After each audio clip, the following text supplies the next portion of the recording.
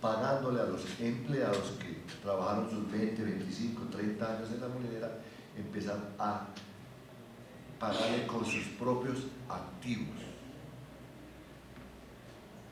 Para poder salir de la crisis,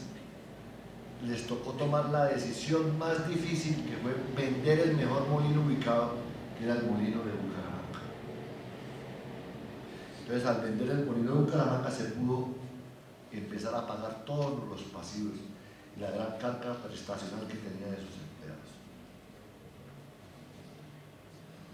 Sin embargo, como ustedes jóvenes empresarios, saben que el objetivo de la finanza es maximizar el valor de la empresa, o sea que nuestra empresa cada día valga más. No solamente son las utilidades, sino que nuestra empresa cada día valga más. Yo pienso que uno de los el gran fracaso de la molinera, además del contrabando, de que se repartieron todas sus utilidades, es que no hicieron las provisiones necesarias para cumplir con las obligaciones laborales. Esas provisiones debieron haber estado, además de estar contablemente, debieron haber estado físicamente. Ejemplo, si yo sé que el próximo año se van a pensionar, se me van a retirar 10 empleados de la empresa, y las cesantías, pues en esa época no eran millones como los de ahora, eran miles, pues yo debía tener los miles no en mi capital de trabajo, sino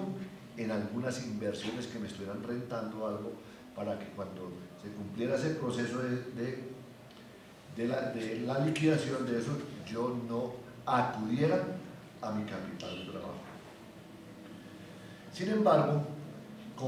más adelante iremos a tener en este mismo escenario, vamos a hablar de otras empresas como la Casa de Mercado de Pamplona S.A., que también es una de las sociedades anónimas más antiguas de Pamplona, que casi los mismos socios de la molinera de RAN eran los socios de la Casa de Mercado de Pamplona S.A. Para los que no sabían, la Plaza de Mercado de Pamplona es una sociedad anónima. Entonces, la reflexión que le invito yo a los jóvenes estudiantes es que lo más importante de una empresa es crearle valor, que cada día su empresa valga más. No sé si tengan alguna pregunta. Tengo muchísimas gracias.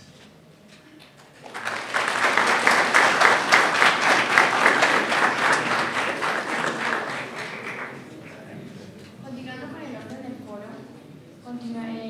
enfoque arquitectónico a cargo de Alirio Rangel Wilches, director del Departamento de Arquitectura y Diseño Industrial, en compañía del arquitecto Carlos Arteaga. Él es miembro del Grupo Vigías del Patrimonio Enrique Rochero de la ciudad, candidato a especialista en restauración del patrimonio arquitectónico de Pamplona. Con ustedes, en primer lugar, el director del Departamento de Arquitectura y Diseño Industrial, Alirio Rangel Wilches. Buenos días. Esta investigación forma parte de un trabajo que se formuló el año pasado con el Grupo de Gestión Integral del Territorio, la línea de gestión del patrimonio del programa de arquitectura. Como resultado de ello han salido unos productos derivados. Uno de estos actualmente está en proceso, estamos en la parte del marco teórico y hay algunos trabajos adelantados que relacionan el aspecto territorial, el aspecto arquitectónico, parte del urbano, que el tema de los molinos no tiene unas implicaciones urbanas muy fuertes en los cascos urbanos, sino más bien son procesos derivados, se van incorporando a la trama de las ciudades. Y finalmente también queremos involucrar las prácticas culturales asociadas con circuitos productivos como el de la harina. Voy a adelantarme un poco en esto, pasemos esto por favor. A raíz de la investigación que nos aprobaron el año pasado, que se titula Libros de Ciudad, encontramos referencias en algunos libros de época, no me refiero a textos o documentos coloniales, sino cómo en el siglo XIX y en el siglo XX empiezan a configurarse los principales imaginarios y mitos que conforman a la región de los Santanderes, del Gran Santander, que después se divide en 1910. Una de esas referencias, por ejemplo, en el libro de la República de 1910, aparece ya referida con mucha importancia la compañía molinera de RAN. De otro lado, el profesor Javier Peñalosa, con un estudiante de nuestro programa, Javier Hernández, está a cargo de la tarea de cartografiar la red caminera que está asociada con la ciudad de Pamplona, es decir, cómo hay unos circuitos económicos que se espacializan, que se vinculan con las redes camineras, muchas de ellas que vienen de la colonia, otras que son prehispánicas, pero también algunas otras que se van a generar en el siglo XIX y en el siglo XX para responder a esos nuevos circuitos productivos. Estos documentos, bueno, voy a hablar muy rápidamente de ellos, tienen un fuerte predominio de la imagen sobre los textos. No podemos decir que sean documentos históricos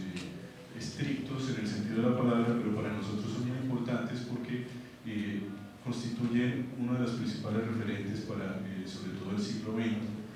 desde el aspecto fotográfico, desde el aspecto publicitario. Hay muchas referencias a los principales actores y gestores de las principales cabeceras municipales de los departamentos de Santander y Norte de Santander. Ahora, entrando rápidamente en el tema de la arquitectura industrial, es decir, ¿por qué es importante este tema del patrimonio industrial? Los molinos son por excelencia uno de los primeros elementos a referir. Si la compañía, la molinera RAN, se fundó en 1924, o el edificio se inaugura en 1924, por los mismos años, por los años 20, el arquitecto suizo Le Corbusier proponía que la arquitectura debía ser una máquina de habitar, la arquitectura doméstica o la arquitectura civil, que es la casa, debería ser una máquina para habitar. Este proceso se demora mucho tiempo en Europa y en Estados Unidos, en el primer mundo, y obviamente en el tercer mundo es algo que todavía está por resolverse, cómo esa tecnología se incorpora en la vida privada, en los ámbitos domésticos de nosotros. Pero desde mucho antes de que Le Corbusier existiera, ya existían esas máquinas habitables. Las primeras, creo yo, que son los castillos, las máquinas defensivas, que tienen una serie de mecanismos y de artilugios para hacer más efectiva su tarea. Seguido a ello estarían los molinos, que son unos complejos técnicos muy elaborados en los que también podían habitar personas, o por lo menos podían estar dentro de ellas. En los comienzos de estas innovaciones técnicas que relacionan la arquitectura con circuitos de producción y con máquinas, podríamos decir que hay varios niveles o varias escalas de apropiación. ¿Cuáles eran las mejores tecnologías, las tecnologías más avanzadas, por ejemplo, en la transición de la Edad Media al Renacimiento? A nivel de la vida íntima y de unas élites muy escasas sería la relojería, la astronomía para otras élites más relacionadas con la ciencia, y de otro lado están estas tecnologías que responden a los circuitos económicos, a la necesidad de producir de una manera cada vez más eficiente y rápida las principales fuentes de alimentación. Entonces nosotros lo hemos planteado de varios aspectos. El primero, las duraciones, las largas duraciones que ya el profesor Silvano Pavón lo ha mencionado, como hay una larguísima duración que implanta la cultura del trigo, del pan, de la cerveza también, todos los derivados de estos granos, cómo se va a implantar y no necesariamente va a desplazar o a dominar a la otra cultura del maíz, de la chicha. El complejo técnico, que lo hemos tomado de varios autores, algunos estructuralistas y otros historiadores de la técnica, historiadores también de la cultura material, y básicamente el problema de la producción y acumulación de la energía, es decir, cómo los molinos son las primeras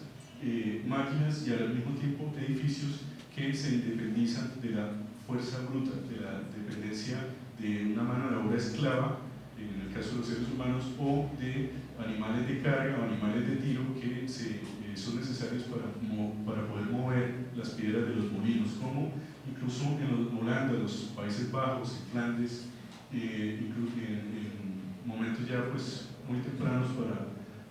la era moderna, ya desarrollan este tipo de molinos que se pueden incluso guiar, que se pueden orientar de acuerdo a la dirección del viento y que prácticamente independizan la labor del ser humano con respecto a la producción de la energía. La otra es lo que se ha mencionado por el profesor Pavón y también por la doctora María Clara, se refiere también al uso del agua, sobre todo la energía hidráulica, para poder impulsar estas piedras que son bastante pesadas. Todo esto está relacionado entonces también con otros procesos civilizatorios que se refieren a la inserción del capital, el capitalismo incipiente, y que va generando una división del trabajo, cómo van a existir grupos colectivos o personas que se dedican a procesos muy especializados como es la fabricación de la harina y obviamente a toda la secuencia productiva que viene detrás, que es la cosecha, la producción del cultivo y la cosecha. Bien, este gráfico hace casi 20 años, o pues ya bastante tiempo, Jacques Appelli y Gilma Mosquera habían esbozado el tema de las duraciones históricas referidas con la historia de la arquitectura y con la historia de la técnica. Uno puede hacer, y eso es, digamos que está bien, uno puede hacer una historia de la arquitectura por un lado, uno puede hacer una historia de la técnica o una historia de las empresas o de la economía por otro lado. Lo que nosotros intentamos es referir o relacionar de alguna manera cómo no podemos hablar de la arquitectura por sí misma, sino está relacionada con unos circuitos de producción, y como si hablamos, por ejemplo, solamente de la historia tradicional de la arquitectura, entendida como una historia de los estilos, no tienen prácticamente nada que ver con el desarrollo, por ejemplo, de los molinos. Si miramos el edificio que todavía se encuentra en Pamplona o el que se encuentra en Mutispa, podríamos decir que es un edificio arquitectónicamente no muy importante, no es una arquitectura de gran fábrica, de gran calidad, pero es muy importante porque son las primeras referencias de arquitectura industrial en la región. La complejidad técnica de estos edificios no se da en su construcción, porque podemos hablar de tecnologías que vienen del adobe o incluso más atrás de la tapia pisada, es decir, tecnologías medievales, tecnologías que vienen de la Europa feudal, que se van haciendo más eficientes y se incorporan al nuevo mundo a partir de la conquista de la colonia. Entonces, si ustedes ven estas barras, estas divisiones, sobre todo las que aparecen acá, corresponden más a las... Gracias. Estas divisiones corresponden más a los periodos arquitectónicos y estilísticos que responden a la historia del arte. Hay unas fases que básicamente se dividen en el momento prehispánico, el momento de la conquista, sobre todo la colonia es cuando ya hay unas manifestaciones arquitectónicas importantes, y después el momento republicano hasta llegar a una arquitectura moderna como la que se da después de los años 20 y 30 en Colombia.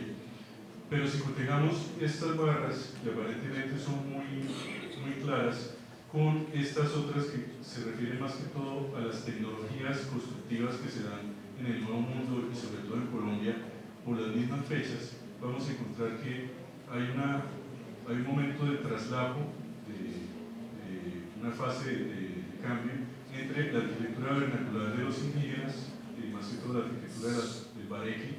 y luego se implanta la arquitectura en tierra, inicialmente de tapia pisada y posteriormente de adobe, que llega, Jacques Appelli la termina en 1900, pero podemos decir que en 1924 o incluso hasta 1950 todavía en Colombia se seguía haciendo arquitectura en tierra con bastante asiduidad.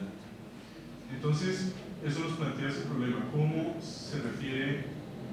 una arquitectura industrial, un patrimonio industrial, cómo entronca con otras dinámicas, las que ustedes trabajan dentro de los circuitos empresariales o los circuitos productivos, cómo relacionar estas diferentes duraciones que aparentemente no tienen, que están desfasadas. Bien, En algún momento un antropólogo, André Leroy Burhan, hizo una historia muy exhaustiva de la técnica,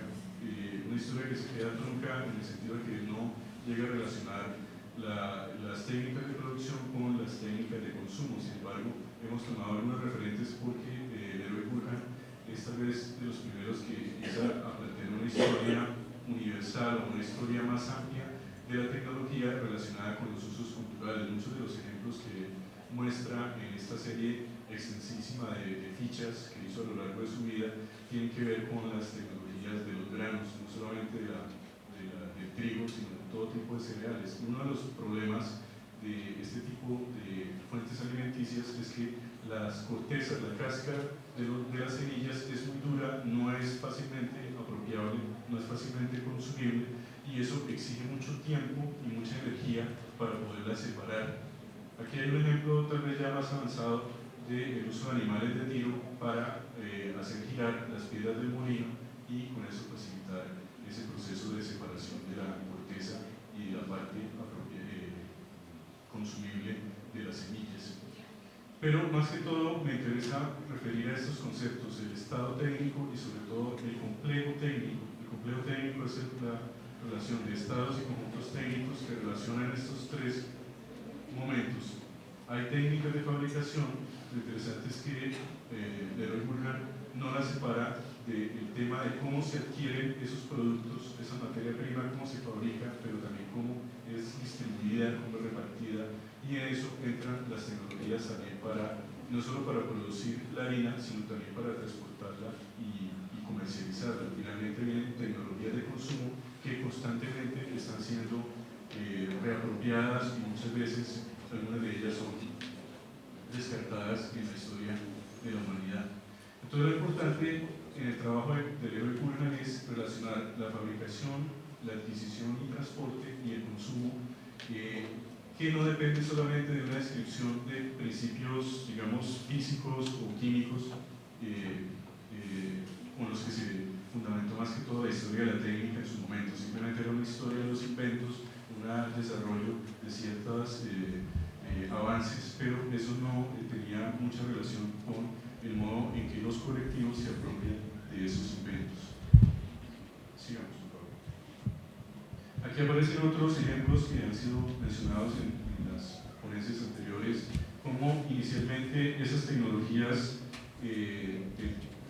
trigo y de otros cereales y de otras semillas dependía de la mano de obra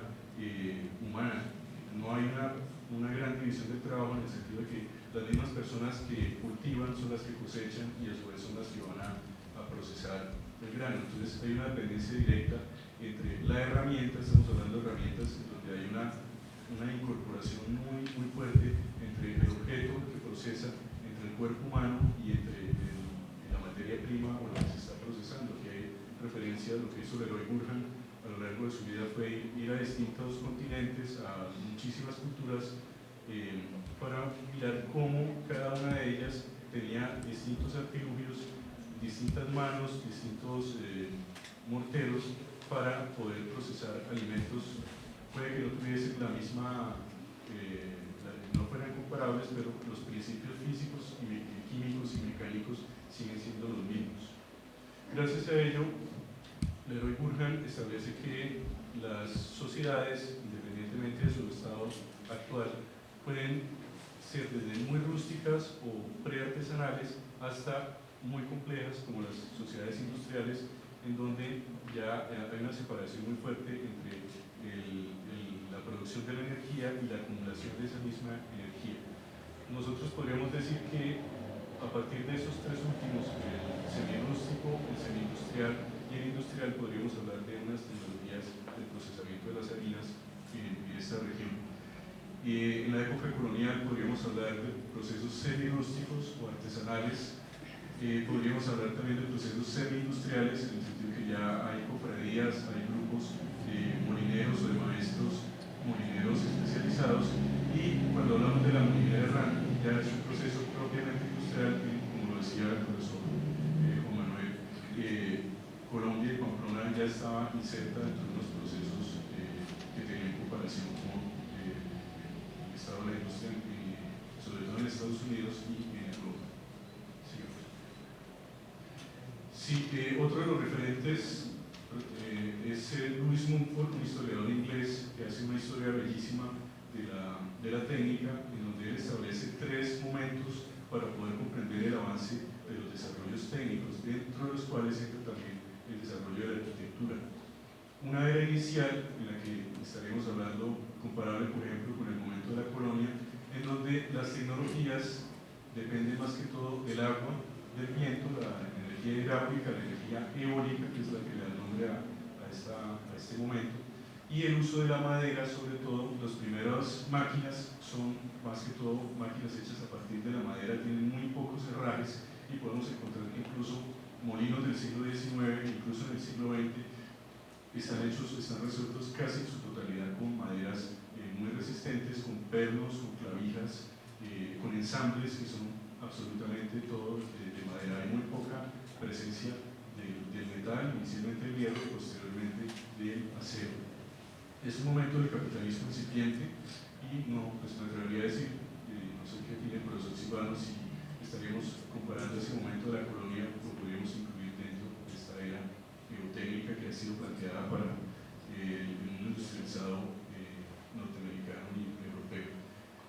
La siguiente era, pues la voy a pasar muy rápidamente solo para tener un contexto. Nosotros estaríamos trabajando en la primera, más que todo, la geotécnica. Hay una era paleotécnica, a pesar de que el nombre tiende a engañarnos a hablar de algo más anterior en el desarrollo tecnológico. Mumford la denomina era paleotécnica, que es prácticamente la primera y segunda revoluciones industriales. Es la era industrial por excelencia, cuando ya hay fuentes de producción de energía que llegan al motor de combustión interna, por ejemplo, aunque él encuentra ejemplos muy interesantes de tornos que se utilizaban para fabricar o para cubrir armaduras en la Edad Media. O este de abajo es un ejemplo de ya un molino en donde todos sus componentes, o casi todos, están hechos con piezas muy robustas de madera. Hay muy pocos elementos, sobre todo donde hay mucha fricción, en donde ya empieza a aparecer hierro. Por excelencia, la era paleotécnica, según Mumford, es la era de los combustibles minerales, inicialmente el carbón y posteriormente el petróleo y sus derivados, ya es el capitalismo industrial. Y la última era es la que llamaríamos la era neotécnica, que a partir sobre todo de los años 60 y 70 empieza a recoger discursos ecológicos, empieza a darse la ecotécnica de la sostenibilidad y la sustentabilidad de los derechos ambientales, y es muy interesante cómo esos nuevos discursos tratan de volver a principios de la era geotécnica, la primera época. Entonces hay un interés por utilizar fuentes de energía y mecanismos que son más favorables o más amigables con el medio ambiente. Esta imagen que aparece aquí está colada, pero la incluí porque nos refiere a ese último ámbito en el que estamos trabajando, de las prácticas culturales en el desarrollo o el diseño de objetos, de herramientas, de muebles, de utensilios que dependen de esa industria de los molinos. Este mueble que ustedes ven acá, la fotografía no es muy buena, era el mueble en el que se clasificaban las muestras de grano que perteneció a la molinera de Rana.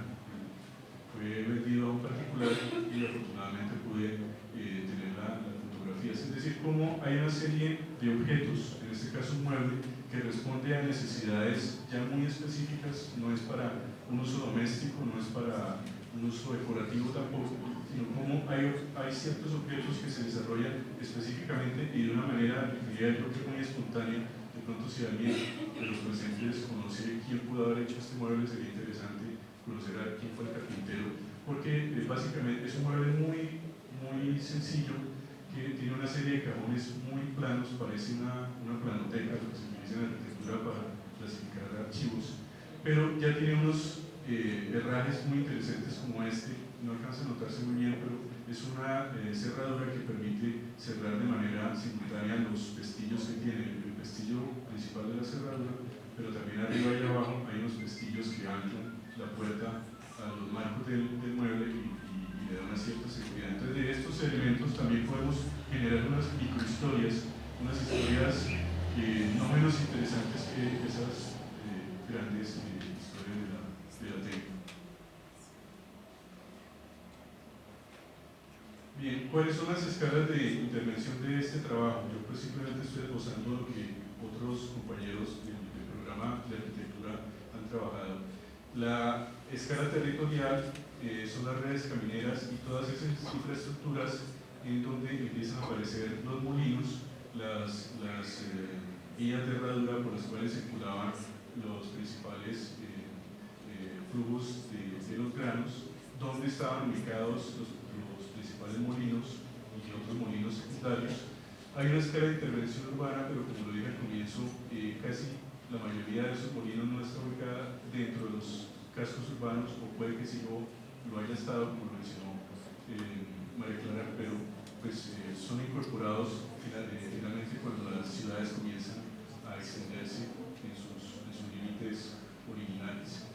La escala arquitectónica en la cual nosotros ofrecemos nuestro trabajo, el programa de arquitectura puede hacer esos levantamientos de bienes inmuebles en la medida que ustedes los puedan sugerir. En tal pueblo o en tal vereda hay un molino, hay restos de un molino que vale la pena documentar, pues nosotros podemos hacer ese trabajo de ir al sitio y hacer los planos arquitectónicos de los edificios. El complejo técnico, que es lo que les he mencionado, lo que yo me he centrado, el profesor Javier Peñalosa se ha centrado más que todo en la parte territorial, y también estoy trabajando en las prácticas culturales. ¿Cuáles son los productos que pueden salir de esta investigación? Más que todo cartografías, es decir, cómo se espacializa esos discursos o estas historias de la economía, de los circuitos de producción, se pueden cartografiar a nivel de la región o incluso del país. Los levantamientos arquitectónicos, no solamente de edificios, sino también podemos hablar de monumentos y de objetos que vale la pena registrar, y podemos también producir maquetas digitales de esos objetos tratando de reconstruirlas como eran en su comienzo, o incluso reconstruir, si no un edificio o una máquina, podemos hacer reconstrucciones espaciales de cómo era un territorio antes de la caída de ese circuito de las semillas. Por ejemplo, se me ocurre que un trabajo muy interesante sería con ustedes en el área empresarial ubicar espacialmente dónde estaban las principales fincas, los principales lugares de cultivo alrededor de Pamplona, cómo era el paisaje,